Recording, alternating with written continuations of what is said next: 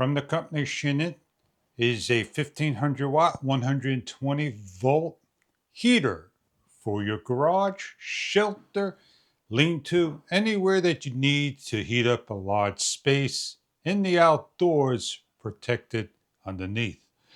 What we're going to do is unbox the heater, show you how it works, and demonstrate for you. As we pull out the box and the materials, we have a metal frame that we need to hang up. Pulling out the heater. With everything now out of the box, we have a quartz heater, dual quartz. It comes in black chrome metal with your hanging locking bracket, a lag bolt, two small lag bolts, a washer, a remote control with optional 2 AAA batteries. We have an instruction guide that gives you the features of the unit. Please check further online for details. And we're going to go hang the unit up and demonstrate the working order. We have a bracket, holes, locking area, 2 keyholes, and a center hole. If you want to hang your bracket with the center hole so you could adjust the angle, you may do so of rotation. For our demonstration purposes, we're picking a spot and screwing down to the center so we could adjust the angle.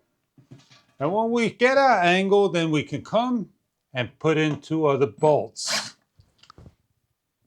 On each of the ends, we have bolts and nuts. They have to be removed.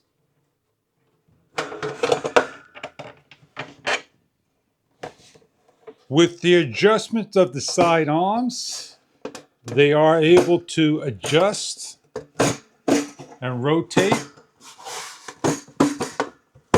They will not snap back into place at the meantime. We align up with the bracket by pushing up on each of the arms. And there are release tabs over here in case you need to remove. As you can see, I'm taking the bracket and bending it in, spring loaded, and push up and lock into place. It may take you a few tries, but once it snaps into place, it won't come off. And there you go. In order to release, press on each of the sides and you're able to pull down.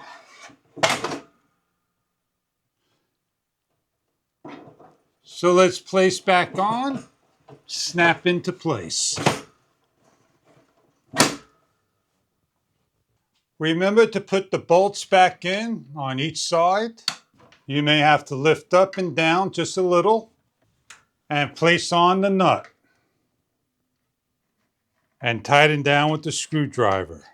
This is a 5,120 BTU heater that can generate well over 300 degrees on the 2 quarts at high level, 1,500 watts. We have here is a chrome-like silver finish with a black metal outside. We have an LED light that's adjustable up and down. When the heater is on, everything is hot. You have a red indicator and 2 amber lights, one for each of the zones, low heat and high heat. You have the infrared sensor that you point the remote to and the manual on and off. With the manual on and off, 750 watts are on. The 2 quarts will illuminate heat. Press again. The 2 quarts are on and will generate full heat. And you'll see the bars start to turn red. Press once again, the light turns on. It is a soft glow light.